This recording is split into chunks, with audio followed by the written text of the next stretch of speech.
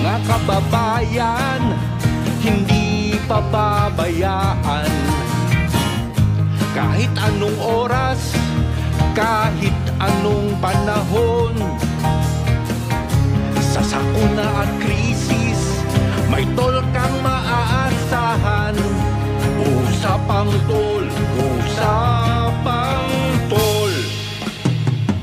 Senador Francis Tolentino, Senador Francis Tolentino, tol ng bawat Pilipino.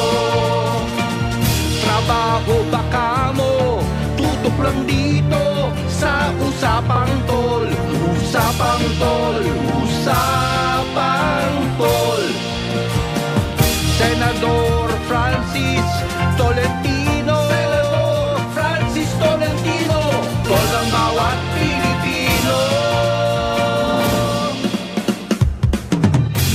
Magandang umaga Luzon, Visayas at Mindanao. Magandang umaga doon sa ating mga kababayan na talaga namang inuulan hanggang sa mga oras na ito dahil po sa bagyong Aghon. Ngayon po ay araw ng Lunes, ika-27 sa buwang ito ng Mayo taong 2024. Ako po ang inyong lingkod, Cecil Villarosa. Kasama natin siyempre sa palatuntunang ito, wala pong iba kundi ang tol ng bawat Pilipino, Senator Francis Tol Tolentino.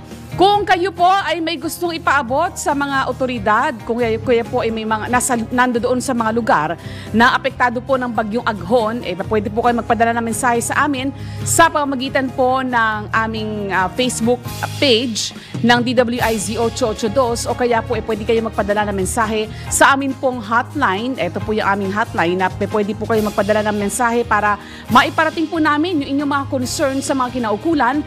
84701-750 hanggang 54 o kaya po sa aming text line 0999-376-6768. Talaga nga naman ang unang bagyo na tumama sa bansa ngayong taong ito. Malalakas na hangin at ulan ang dala nga po ng bagyong Aghon nang manalasa po ito sa maraming lugar sa bansa. Ilang beses pong naglandfall ang bagyong Aghon na yan. Nagkaroon pa nga po ng tornado sa barangay Kaburihan, Lavares, Northern Samar noong Sabado, kung saan hindi po aabot sa 4 na bahay yung nasira. Habang meron din pong mga partially damaged na mga bahay. Sa ulat po ng NDRMC, meron na pong mga napaulat na mga na-evacuate na pamilya dahil nga po sa epekto nitong bagyong Aghon.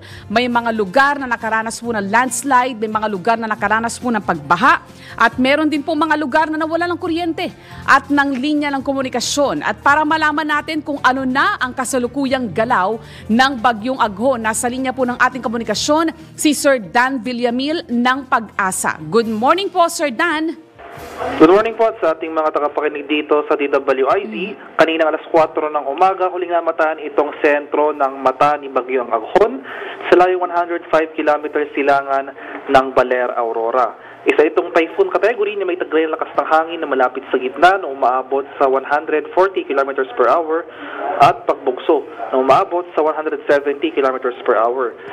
Patuloy itong gumagalaw north-northeastward sa bilis sa 10 km per hour at ngayong umaga nakataas itong tropical cyclone wind signal number 2 dito sa southeastern portion ng Isabela, northern portion ng Aurora at sa Polillo Island. Samantala, signal number 1 naman ang nakataas sa northeastern at southern portion ng Isabela, eastern portion ng Quirino, eastern portion ng Nueva Vizcaya, nalalabing bahagi ng Aurora, eastern portion ng Nueva Ecija, eastern portion ng Bulacan, sa lalawigan ng Rizal, northeastern portion ng Laguna, northern at central portions ng Quezon at ang western portion ng Camarines Norte, kabilang na dyan ang Calaguas Islands. Kaya sa mga nabanggit na lugar kung saan may nakataas sa tropical cyclone wind signal, especially dito sa mga areas under wind signal number 2, maging handa pa rin tayo sa mga banta ng malalakas na hangin na dala ni Bagyong Aghon.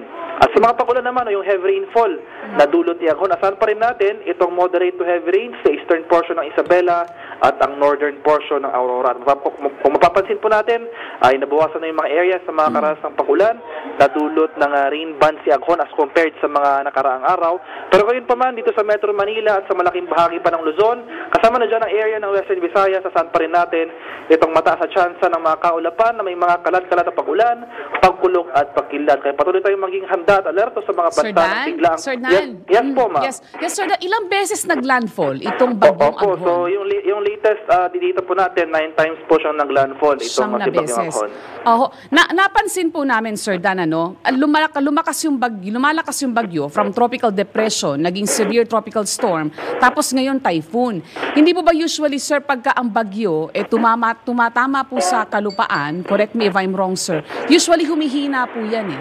Pero on this case po ni Aghon, 9 na beses naglandfall, pero lumalakas. Ano po ang paliwanag po behind that, Sir Dan? So nung naglandfall, makikita po natin yung track na dinaanan ni Aghon. Dumaan po ito sa area ng Eastern Visayas.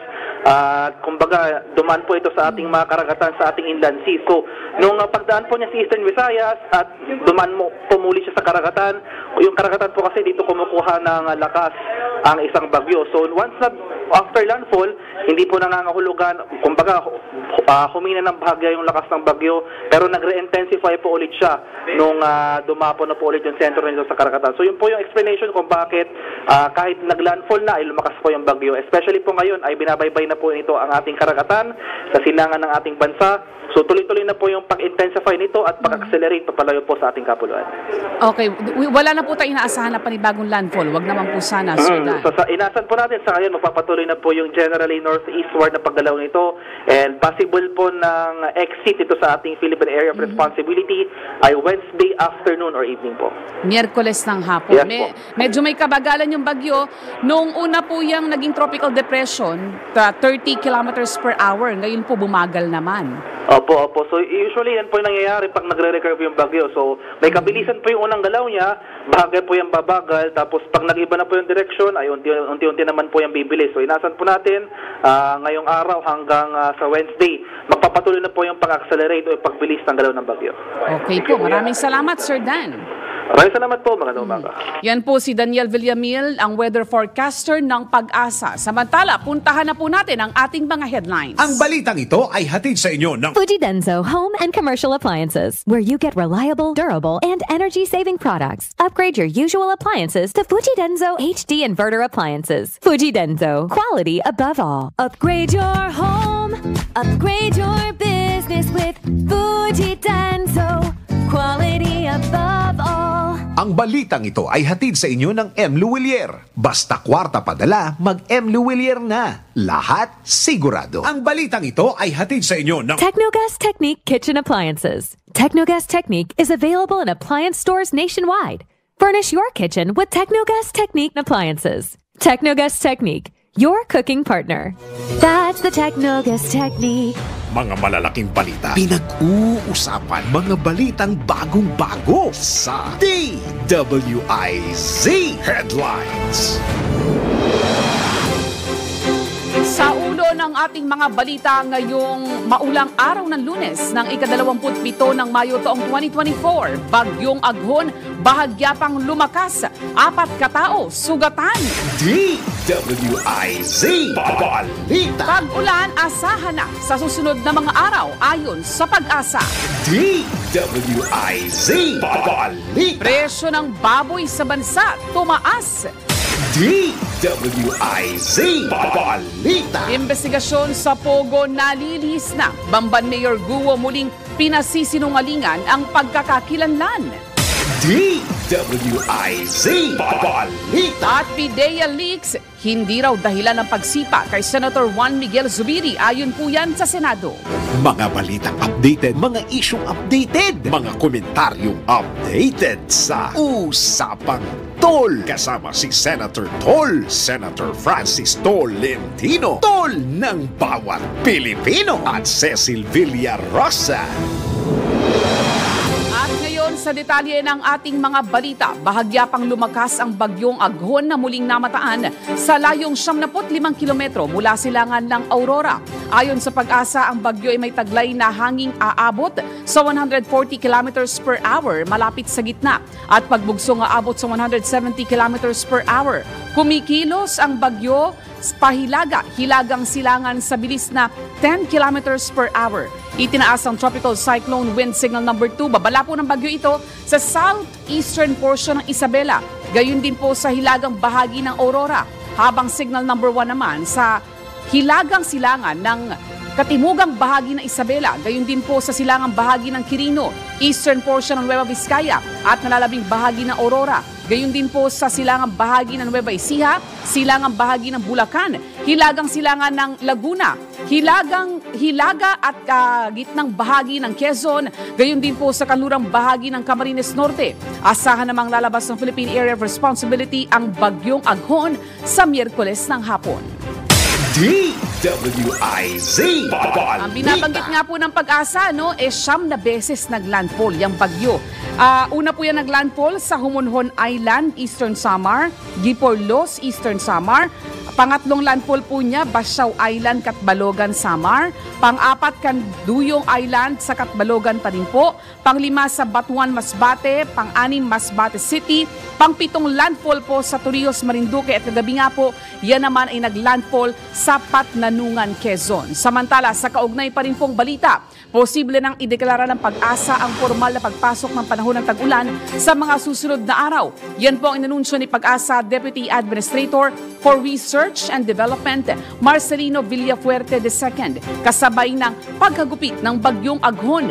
Ayon kay Deputy Administrator Villafuerte, bagamat hindi pa naaabot ang rainfall criteria reference ng Weather Bureau, kung saan kinakailangang makapagtala muna ng 5 araw na pag-ulan, inaasahan ng ahensya na papasok ang rainy season sa 28 hanggang 29 ng Mayo. Paliwanag ng Pag-asa, ang Aghon na inaasahang nasa hilagang silangan na ng Philippine Area of Responsibility, bukas ay posibleng mapalakas pa ang hanging habagat na isa sa indikasyon ng Pag-asa na magsisimula na ang panahon ng tag-ulan sa bansa. DWIZ Balita. Sa iba pang mga balita, tumaas ang presyo ng karne sa ilang pamilihan sa bansa. Ito ay ayon sa Pork Producers Federation of the Philippines Incorporated o PPFP. Yan po ay dahil daw sa tumaas na farm inputs at production cost. Sinabi ni PPFP President Rolando Tambago na ang farm gate price ng karne ng baboy ay tumaas sa average na 210 pesos kada kilo dahil may dagdag na 120 pesos hanggang 150 pesos ang kada kilo ng farm gate price. Sapat niya ang supply ng karne ng baboy sa mga pamilihan. Pero tumaas lamang ang farm gate price ng baboy dahil nga po yan sa mataas na gastos sa farm inputs at gayon din po sa transportation cost.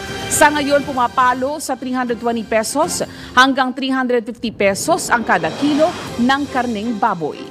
DWIZ Balita. Tuloy-tuloy tayo sa pagbabalita. Nalilihis na ang investigasyon ng Senado sa POGO o Philippine Offshore Gaming Operators. Yan po ang binigyan diin sa DWIZ ni Senate Minority Floor Leader Coco Pimentel at sinabing mas mainam kung uunahin ang pagpapaalis ng POGO sa bansa dahil sangkaterba na ang nilalabag nitong batas.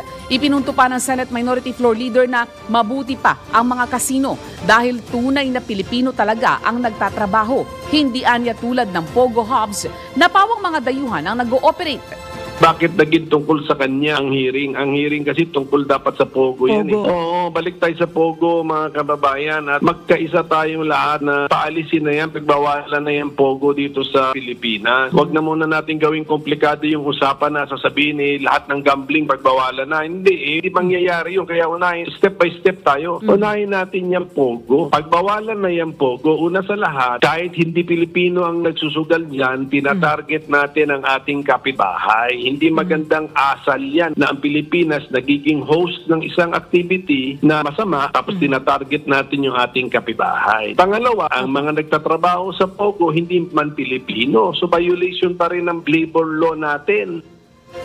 Samantala, iginit din ng mambabatas na dapat ang korte na ang nagpoproseso ng kaso ni Mayor Guo. Kaugnay nito, hindi anya tama na isinapubliko ang ITR o income tax return ng alkalde.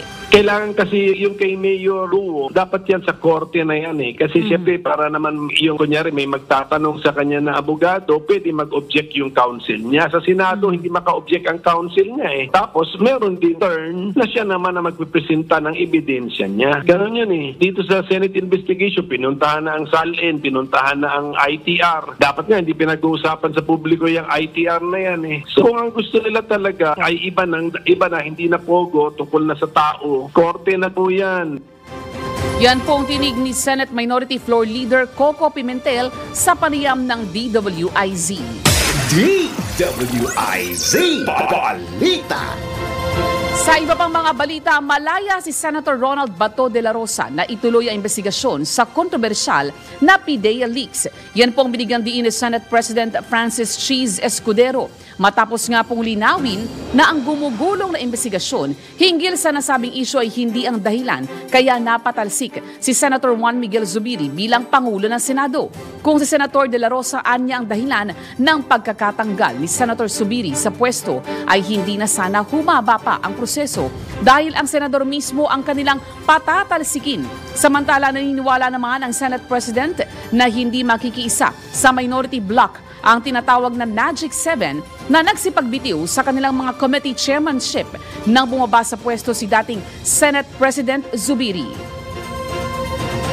DWIZ Balita. Ang binabanggit nga po ni Senator Tol, ang Senate Majority Floor Leader, noong last week, nagkaroon na rin ng mga committee chairmanship, yung ilan doon sa Magic 7. Kaya hindi na sila, kumbaga, bahagi ng minority dahil nagkaroon na raw sila ng kani-kanilang mga chairmanship ng komite. Yan.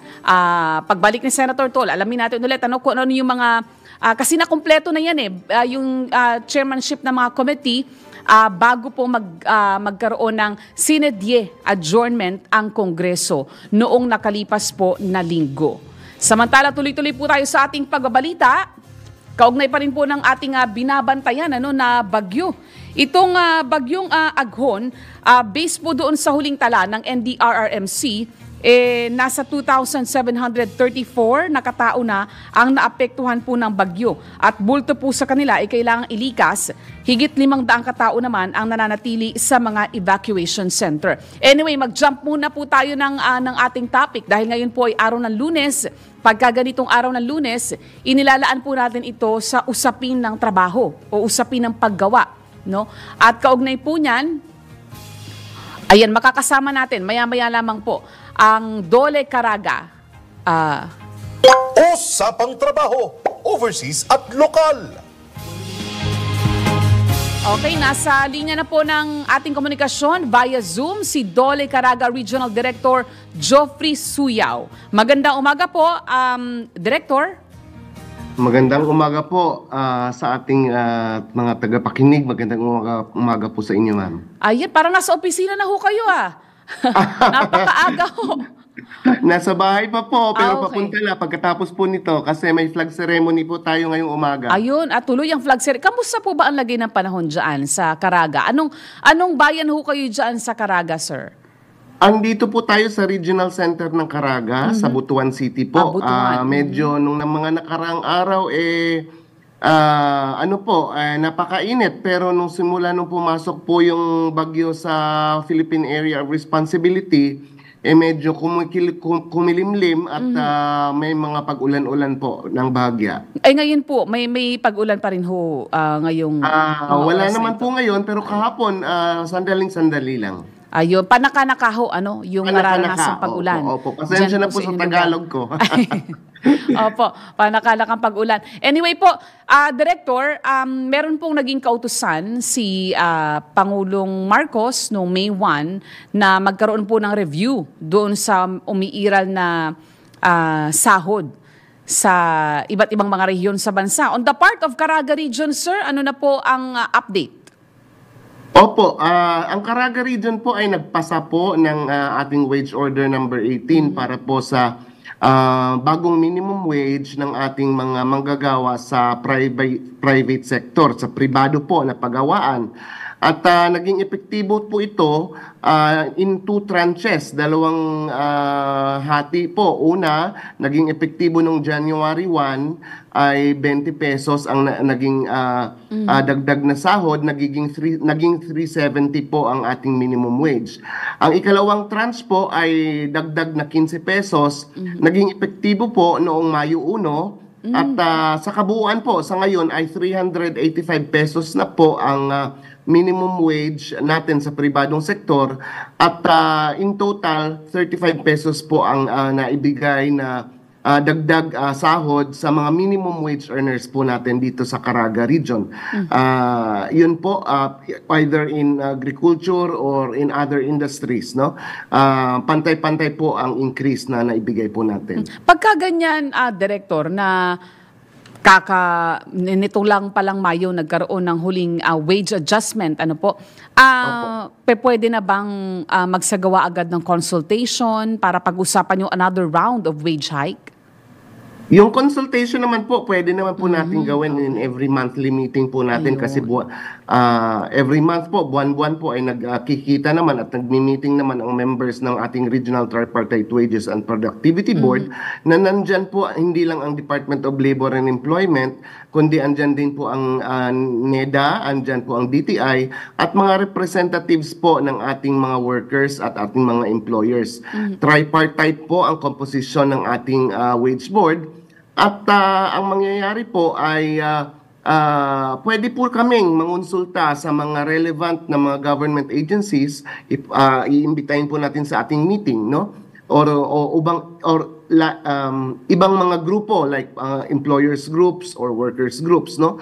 Pero yung regular po talaga na consultation at public hearing na tinatawag, kung ifo-formalize na po natin ang pagre-review ng ating existing minimum wage, ay nangyayari po yan kadalasan after 1 year po ng ibig sabihin pag nagka-anniversary na po ang ating wage order, saka pa lang po natin pwedeng galawin at i-review ang ating existing na minimum wage. Unless during the consultation po ma-determine kung merong tinatawag na supervening condition. Tama po kayo, ma'am. Tama po kayo.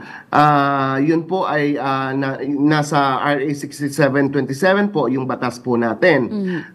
Pero po alam po natin na may pronouncement na po at direktiba ang ating mahal na Pangulong Ferdinand Marcos Jr. patungkol dito noong Labor Day, Mayo 1, na ang sinasabi po niya ay baka pwedeng hindi na po natin hintayin ang anniversary o na mag 1 year ang ating mga existing wage orders sa ating mga region, no? Within 60 days po prior to the anniversary, sabi po ng ating Pangulo ay i-review na po natin, simulan na po natin ang proseso. Ibig sabihin, huwag na hintayin na mag 1 year ang wage order. Within 60 days prior to anniversary, ay simulan na po natin ang proseso. Okay. But nevertheless, sir, dahil Mayo lang po nagpatupad ang inyong rehiyon ng wage adjustment, kayo po ay bukas pa rin na pag-aralan kahit wala pa yung 60 days prior dun sa bago po mag-anibersaryo yung huling wage adjustment. Tama po ba, Director? Tama po, ma'am, no? Kasi buwan-buwan po nagmi-meeting po tayo at sa mga meeting po natin ay minomonitor po natin ang socio-economic conditions ng ating region.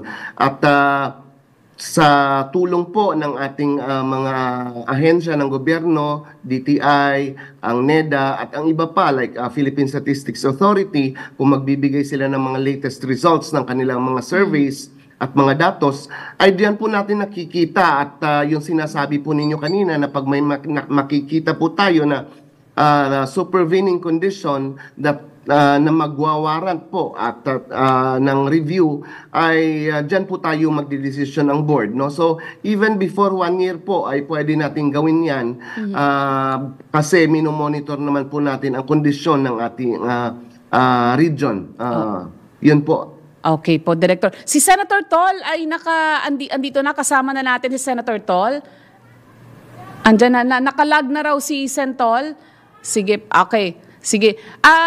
Director, pagka ganitong nag-uulan po may bagyo pa, no? Bagyong Aghon. Ano po ba ang protocol ng DOLE para po agapayan yung ating mga manggagawa na naapektuhan po ng bagyo? Ang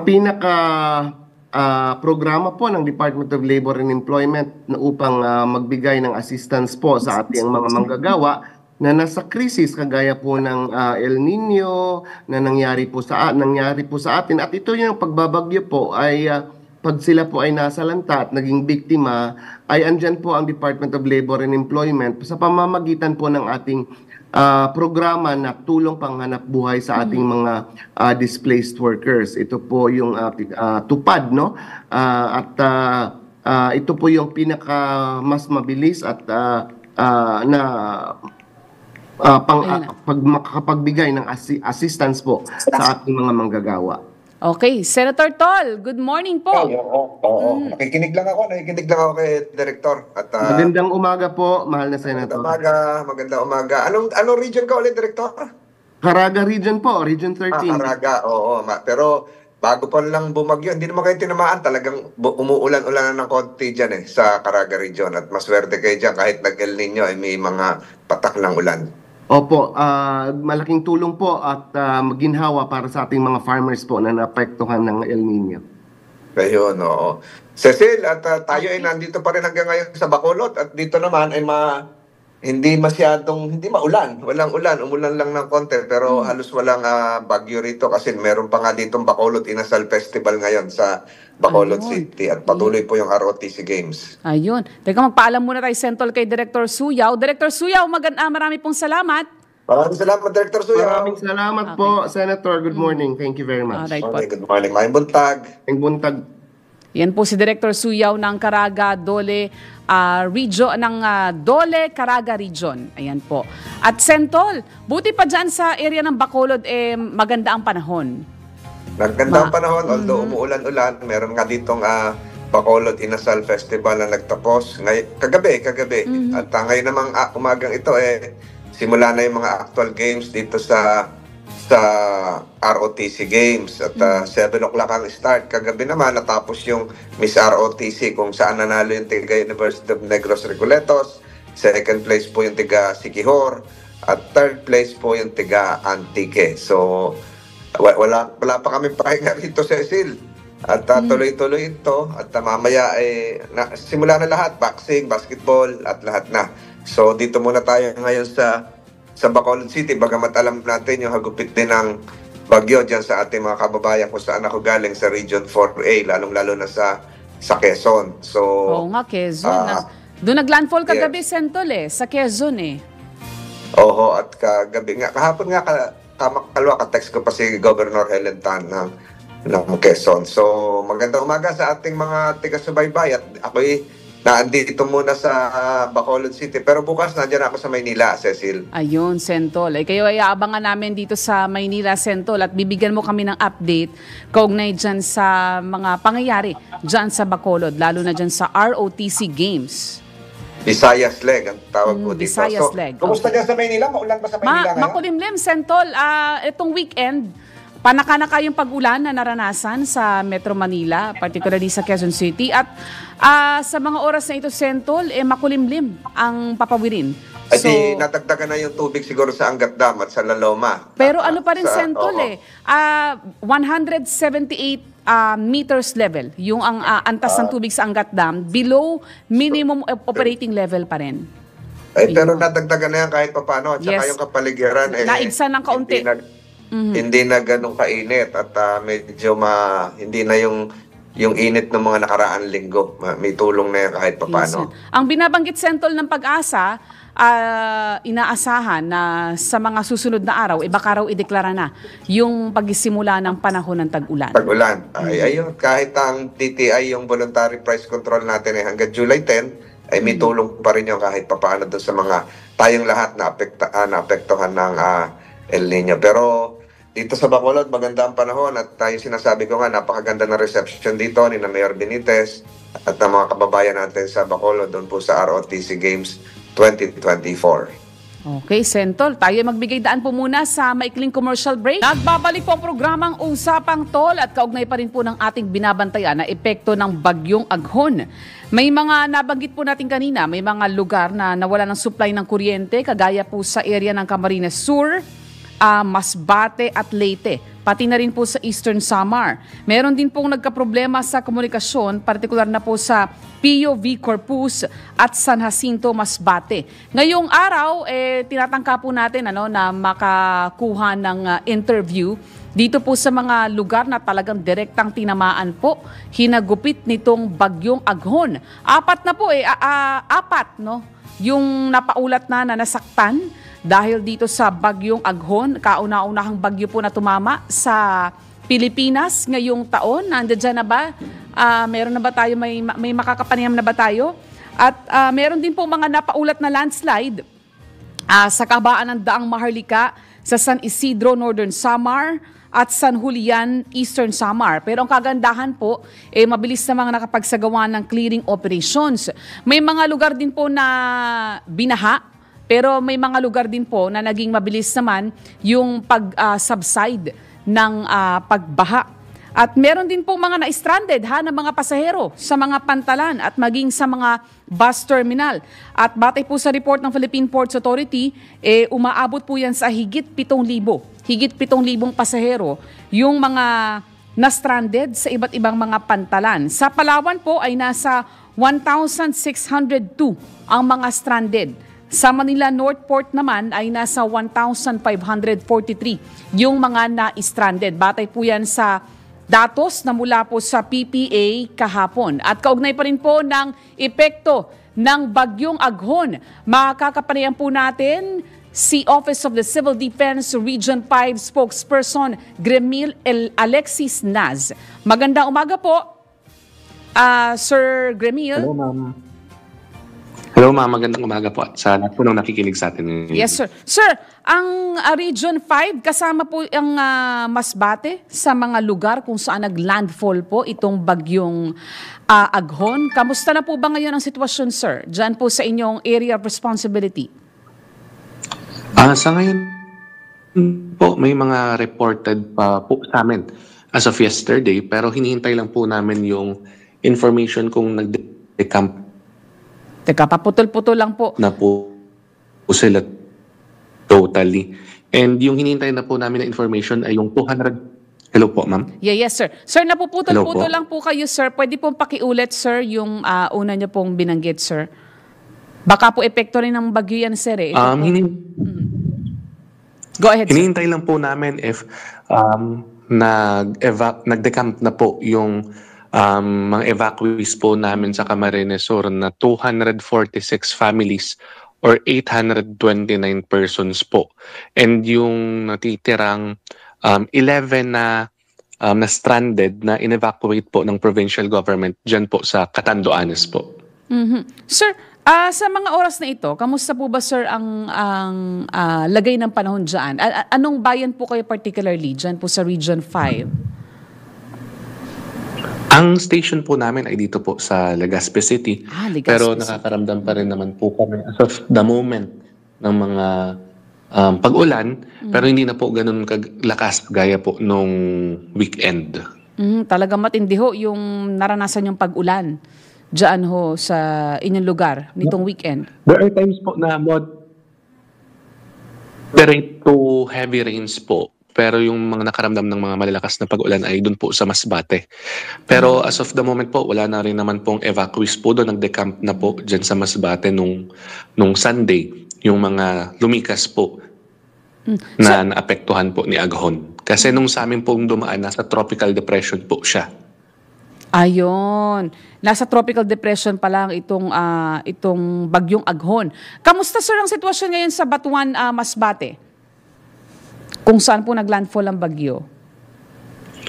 Sa ngayon, ma'am, wala naman pong nakarating sa amin na any additional po na reports on the weather disturbance doon po sa part na pong yun ng Batuan, Masbate. And tumawag naman po kami sa Provincial DRM Office. Manageable naman po na yung mga naging effects. Okay po. May mga napaulat po bang landslide dyan po sa Bicol? Wala naman pong naiulat po dito, ma'am, sa amin na mga major landslides. Ang mga nai-report lang naman po ay yung mga nabuwal na puno na agad na din naman pong na-clear ng mga kasamahan po ng DPWH and also ng iba't ibang mga local government units po. Yung pagbaha, sir? Sa pagbaha po, ang mga na-report lang naman po yung mga ankle level na pagbaha na nag-subside lang naman po agad within the day. Casualties? Nung Sabado po. Good, sir. Casualties po? Sa casualties, may report po sa amin na 7 injured po na naapektuhan po ni Aghon, and ito po ay doon po sa Camarines Norte, Sorsogon, and Legazpi City. Ang latest information naman po sa amin ay dinala naman po agad sa pagamutan, and wala naman pong any major injuries na nai-report po sa amin. So ano pong dahilan, bakit po itong may mga nasaktan? Based po dito sa ulat po na pinadala po sa amin, yung sa Legazpi City po, meron po kasing isang tricycle na natamaan po ng isang natumbang puno habang binabagtas yung daan. And ang report naman po sa amin ng City Government of Legazpi ay agad po silang nadala sa nearest medical facility. And for any additional na mga information po about doon, wala naman pong sinabi po sa amin kung nananatili pa po sa ospital as of the moment. And dito naman po sa Mercedes, Camarines Norte, meron po tayong dalawa na iulat na na-injure dahil din po sa natumbang puno. And dito po sa Santa Magdalena, Sorsogon ay may isa rin po na na-injure dahil natamaan din ng nabuwal na puno ng niyog. Ayun, talaga malakas ang hangin. Ibig sabihin ho talaga, sir, no? Yes po, kasi sumabay na rin po dito, ma'am, yung lakas ng pag-ulan, kaya medyo mambot yung lupa that caused na natumbay po itong mga puno na ito. Sir, nagka-problema po ba, sir, sa linya ng komunikasyon o kuryente, supply ho ng kuryente? Nung weekend, may mga naulat po sa amin na problems po sa kuryente po at sa lines of communication and water sa ibang mga parts po ng Kabikulan. Pero as of yesterday po ay yung mga nagkaroon ng power interruption or power outages ay balik na rin naman po yung supply ng kuryente. May mga iilang barangay na lang po na hinihintay po namin kung nakabalik na po ba talaga yung connection ng kanilang kuryente. Okay po. Stranded, sir, ng mga pasahero? As of last night po, ma'am, may reported po sa amin na stranded. Diyan na lang po sa Pasakaw Port na 70 in terms of major ports. Pero doon po sa Calaguas Island, may naiulat pong 123 passengers na stranded. We're verifying po kung nakabiyahe pa po sila nung hindi pa po nagre-race nung Friday dyan po sa Camarines Norte. Since sa ngayon po, meron pa pong tropical cyclone wind signal sa Camarines Norte. Okay. Oo nga. Ito naman po sa Pasakaw as one of the major ports. Kaninang umaga po, parang nag-resume na po ata since nag-lift na po ng storm signal dun sa lugar po nila. Okay, marami pong salamat, Sir Naz, at patuloy po kaming makikipag-coordinate sa inyo para maagapayan po yung ating mga kababayan na naapektuhan po ng bagyo dyan po sa Bicol Region. Ayan, nawawala-wala na yung kanyang signal. Maraming salamat po, and ingat po tayong lahat. Alright po, thank you very much po. Ang inyo pong napakinggan ang ating panayam kay Sir Grimil Alexis Naz, ang tagapagsalita po ng Office of the Civil Defense ng Bicol Region. Magbabalik po ang programang Usapang Tol. Nagbabalik po ang programang Usapang Tol. Ang una pong tinamaan ng pagpasok nitong bagyong Aghon sa bansa ay yung ating mga kababayan sa rehiyon po ng Caraga. At kaugnay po niyan, malaman po natin kung ano yung latest na pangyayari po doon sa Caraga. Nandiyan na ba? Nasa linya na ba ng ating komunikasyon? Si Sir Teka lang, pakibaba yung teleprompter.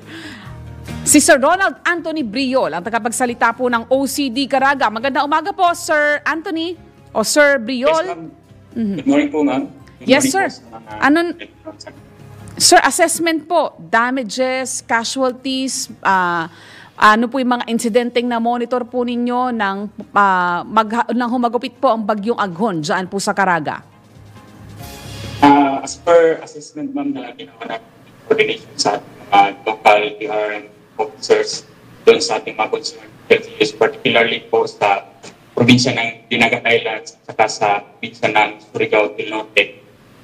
Wala pong masyadong epekto sa kanila yung bagyong Aghon. Meron lang, naka-experience lang po sila na bahagyang maulap sa napapawirin na may gulo-gulo ng pag-ulan at pagkidlat, dala na rin po noong tropical depression. As to damages naman po sa infrastructure, wala po tayong naitala or wala po tayong na-receive ng mga reports ng damages. Sa lifelines naman po is wala rin tayong naitala ng mga damages naman po sa lifelines. Sa affected population naman po, although nag-abiso tayo na mag-conduct ng mga preemptive evacuation if the situation warrants, wala po tayong naitala ng mga evacuation centers. Gawa na rin po na medyo mahina lang yung bagyo na dumaan po sa atin sa rehiyon ng Caraga. Meron lang po tayong naitala ng mga stranded na passengers. This is because sa mga gale warning at saka doon lang po sa notice to mariners na binigay po ng ating kasama sa Philippine Coast Guard. Kaya po hindi po sila pinayagan po munang maglayag sapagkat dala nga po nitong sama ng panahon. Yun naman pong mga na-stranded natin ng mga pasahero ay agad naman pong binigyan ng karapatang assistance ng mga kasamahan natin sa Philippine Coast Guard Northeastern Mindanao na mahagi po sila ng arroz caldo distribution or yung hot meals po para po sa around 243 na individuals po na nag-stranded. So far ngayon po, yung biyahe natin papuntang Surigao del Norte at saka sa probinsya ng Dinagat Islands, balik na po yung operasyon, nalift na rin po yung gale warning natin at saka yung suspension po yun. So wala na po mga stranded na pasahero, Sir Briol? Ma'am, pwede po bang wala na po yung mga... dahil nakabiyahe na po yung mga barko so wala na po mga stranded. We expect yes, ma'am. na So po. far ngayon, ma'am, wala na po tayong recorded na stranded passengers. Okay. Marami pong salamat, Sir Briol, sa very informative na assessment po ninyo. Marami pong yes salamat. po, ma'am. Salamat din po sa oras na ibinigay ninyo po sa aming tanggapan sa pangunguna po ng ating butihing Regional Director, Lisa Armaso. Tapos puso po kaming nagpapasalamat sa inyong pagkumusta po sa amin dito sa rehiyon ng Caraga. Okay po, marami pong salamat. Yan po si Sir Ronald Anthony Briol, ang tagapagsalita po ng OCD Caraga. Ayun, wala naman pong masyado naging epekto yung bagyong Aghon dyan sa Caraga. Diyan po yung unang dinaanan ng bagyong Aghon nang pumasok po sa Philippine Area of Responsibility. Samantala, puntahan na po natin si Alexa. Naroon po siya ngayon sa Santa Ana Public Market para sa ating palengke price monitoring. Good morning, Alexa. Sino ang ating maswerteng tumanggap ng Centol Token ngayong umagang ito? Magandang umaga, Miss Cecil, at sa mga tagapakinig natin sa DWIC Usapang Tol. Kasama ko ngayon si Kuya Panoy Alejandro, tindero siya ng mga karne dito sa Santa Ana Public Market. Good morning po, Kuya Pandoy. Morning din po. Yun, magandang umaga, sir. Opo, kamusta na po ang maulan pa rin ba dyan sa area ninyo, dyan sa Maynila? Hindi na po, ma'am. Maaraw na po. Ayun, buti naman po maaraw na. Ibig sabihin, makakapamalengke na po ang ating mga kababayan, Sir Pandoy. Opo, nakakapamili na rin sa rin, maaraw na. Kamusta na po ba ang sitwasyon ngayon? Balik na po ba? Marami na po bang namimili ngayon? Kaunti pa lang. Kaunti pa lang. Pero may benta na kayo ngayong umaga. Oo. Anong oras po ba kayo? Yes, sir. Go ahead po. Pero po, mamaya yan, makakaw na yan. Maaga pa kasi po. Ayun, ano nga binibenta ninyo, sir? Karne. Karne po. Ay, sige nga, sa inyo na namin malaman direkta. Magkano ang presyo ngayon ng karne? Yung Jepo po, or 10. Ano ho yan? Ano yung binibenta nyo, sir? Liempo. Liempo. Liempo po, 410 pesos kada kilo. Ano pa, sir, ang ano? Ano pang abalanas? Malakas minsan. Minsan mahina. Okay. Minsan okay, minsan matumal. Ano ho? Minsan matumal, minsan mabilis. Sige, last question na lang po, Sir Pandoy.